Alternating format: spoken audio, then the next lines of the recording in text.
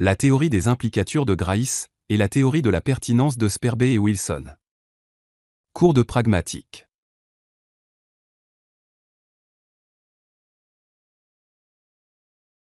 Bienvenue dans cette nouvelle vidéo, dans laquelle je vous présente deux théories.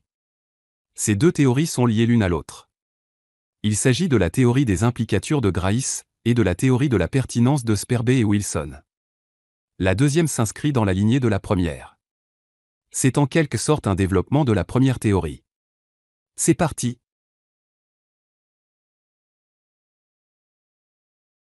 Première partie. La théorie des implicatures de Grice.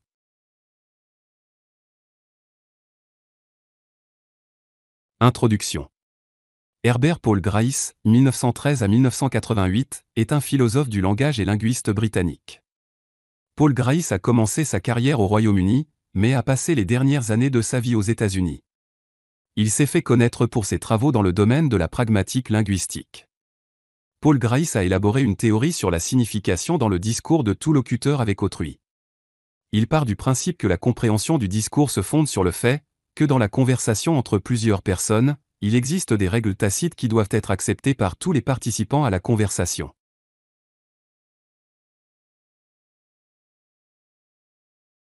Dire et signifier.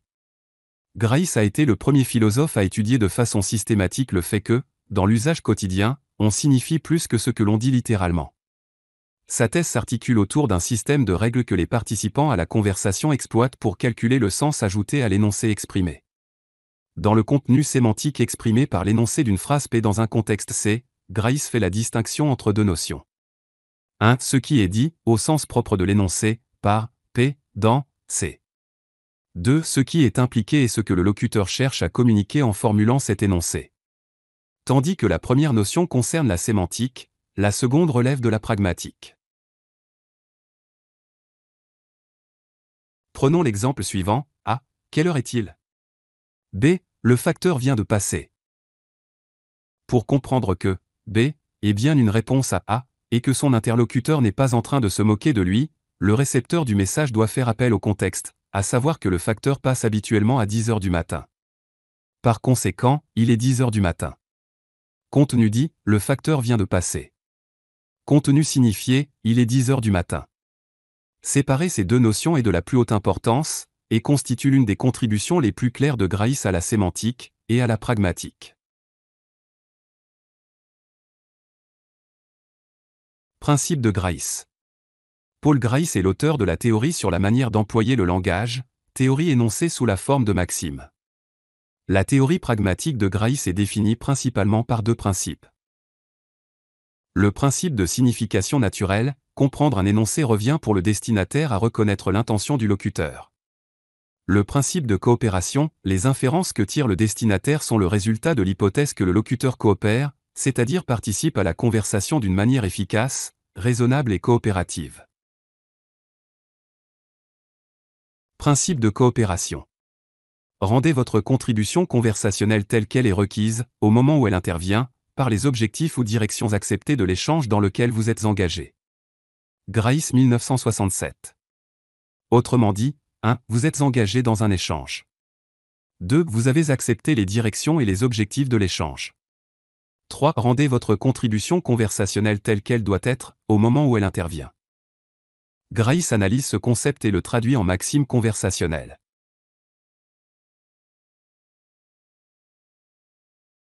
Les maximes conversationnelles.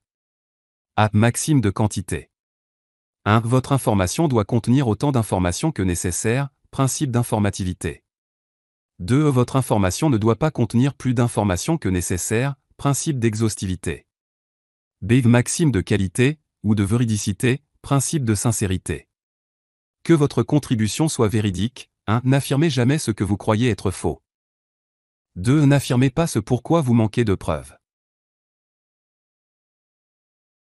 C. Maxime de relation, principe de pertinence. Parlez à propos, soyez pertinent, ne sortez pas du sujet. D. Maxime de manière, principe d'intelligibilité. Soyez clair. 1. Évitez de vous exprimer d'une manière obscure. 2. Évitez d'être ambigu. 3. Soyez bref. 4. Soyez ordonné, procéder par ordre.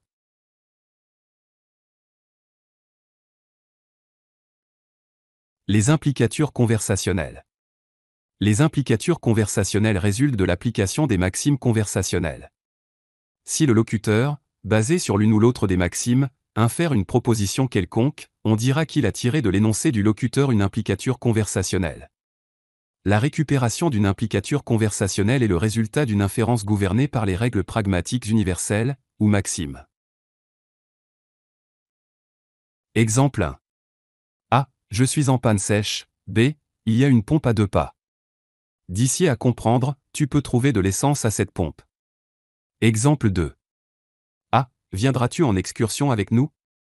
B. Je dois rendre mon exposé lundi. À comprendre, je ne viens pas en excursion avec vous.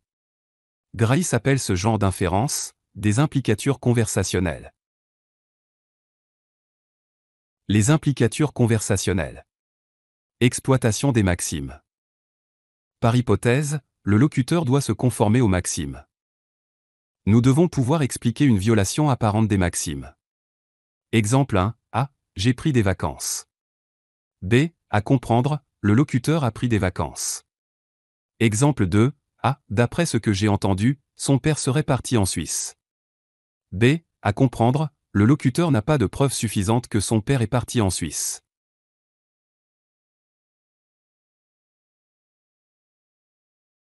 Deuxième partie. La théorie de la pertinence.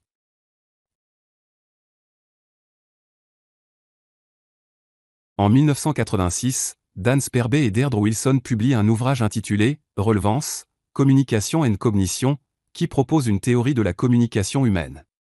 L'ouvrage sera traduit par la suite sous le titre de « Théorie de la pertinence ». La théorie de la pertinence se place dans la continuité des travaux de Grice. Même si elle diffère sur quelques points, elle garde les principes fondamentaux de la théorie gricéenne de la communication. Les deux auteurs ont pour objectif de permettre de comprendre la communication humaine et la compréhension des énoncés, en se basant sur une théorie de la cognition, s'inspirant du principe d'économie de l'esprit humain. Les études que présentent Sperber et Wilson sur la communication sont basées sur la discussion des phénomènes d'implicite présentés par Grice. Ce qui les amène à proposer une nouvelle explication de ces phénomènes, en cohérence avec la théorie de la cognition qu'ils avancent.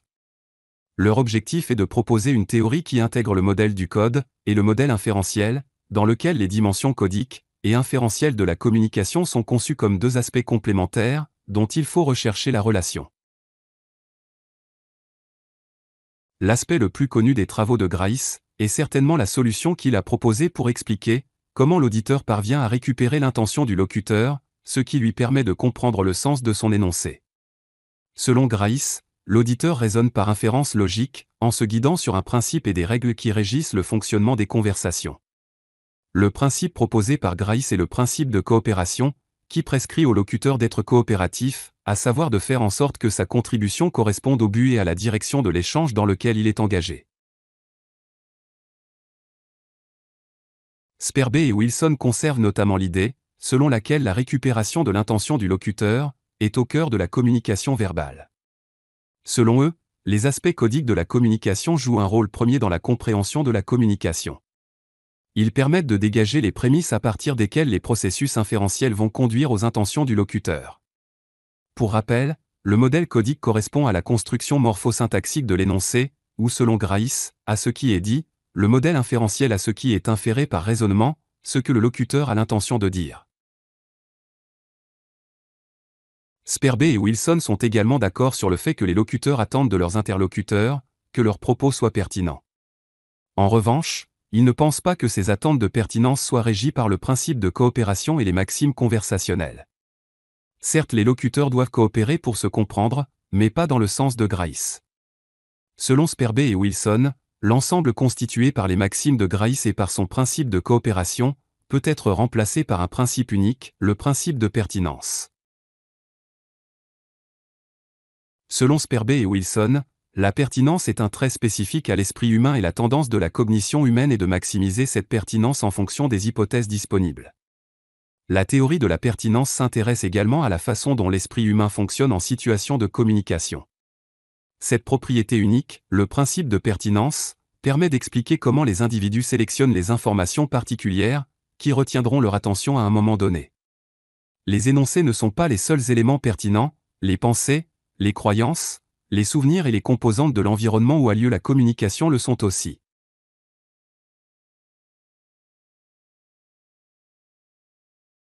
La pertinence. Selon Sperber et Wilson, la pertinence est définie par la minimisation des coûts de traitement, c'est-à-dire par la quantité d'efforts fournis lors de l'interprétation des énoncés qui doit être minime, et par la maximisation des effets cognitifs produits par un stimulus donné, autrement dit, la quantité maximale de bénéfices apportés par le stimulus de départ. La pertinence, la justesse, la convenance, le bien fondé, l'adaptation au contexte du stimulus. La pertinence est fonction de l'effort accompli pour interpréter l'énoncé, et des effets produits par l'énoncé dans le contexte par rapport auquel il est interprété. Ces effets sont de trois sortes. Des implications contextuelles produites conjointement par l'énoncé et par le contexte. Un changement dans le degré de confiance avec lequel une proposition du contexte est entretenue, l'éradication d'une proposition contradictoire avec une proposition impliquée par l'énoncé.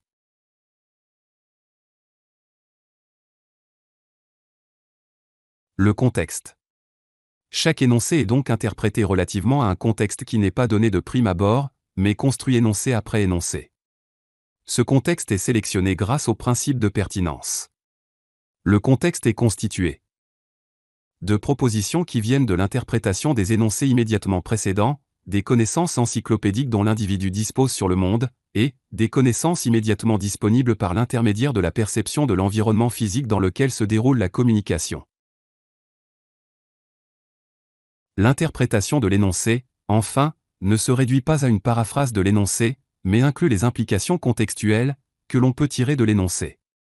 Le principe de pertinence gouverne donc tout à la fois le choix des propositions qui entrent dans le contexte et la décision quant à l'arrêt du processus interprétatif. Celui-ci s'arrête lorsqu'une interprétation consistante avec le principe de pertinence a été obtenue.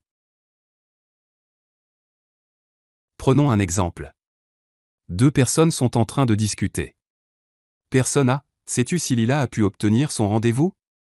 Personne B, attention, ils affichent les arrivées. Comment interpréter cet énoncé? 1. Comme un énoncé mal formé. 2. B n'écoute pas A. Mais si on sait que A et B sont à l'aéroport, et qu'ils parlent d'une amie à eux, qui est partie prendre un rendez-vous médical, dans une autre ville, tout s'éclaire. Le contexte est primordial pour interpréter cet exemple. Sperber et Wilson ont créé la théorie de la pertinence après la notion de communication ostensive inférentielle, où tout acte de communication éveille chez le destinataire l'attente de la pertinence de cet acte. Les auteurs de la théorie de la pertinence expliquent notamment que pour interpréter un acte de communication ostensive inférentielle, l'interlocuteur doit accomplir un raisonnement, ce sont les notions d'effort et d'effet. L'effort demandé dépend de la longueur de l'énoncé, de sa syntaxe, de l'ambiguïté possible, etc.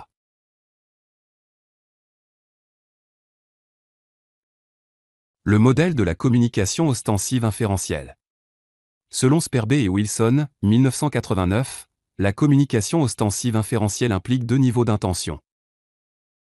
L'intention informative qui est le fait de vouloir informer, le, ou, les destinataires de quelque chose, ou plus précisément de rendre manifeste ou plus manifeste un ensemble d'hypothèses. L'intention communicative qui a pour objectif d'informer les destinataires de cette intention informative, ou comme le disent Sperber et Wilson de rendre mutuellement manifeste aux destinataires et aux communicateurs que le communicateur a cette intention informative.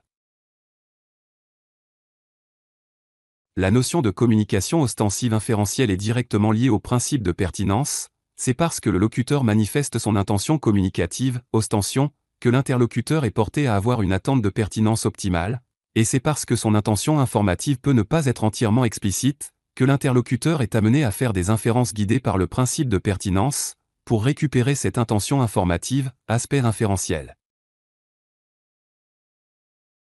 Les auteurs de la théorie de la pertinence démontrent que la conclusion d'un raisonnement inférentiel peut aboutir à trois types d'effets cognitifs.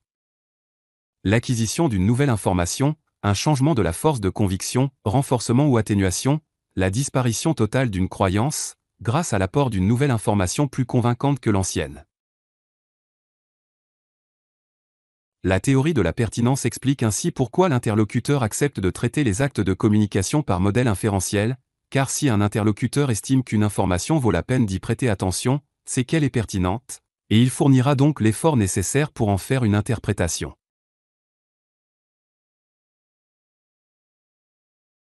Ce cours est maintenant terminé. Merci de l'avoir suivi jusqu'au bout. Si vous avez aimé la vidéo, n'oubliez pas de mettre un pouce bleu, et de vous abonner à la chaîne, pour ne rien rater des nouveautés à venir. À bientôt.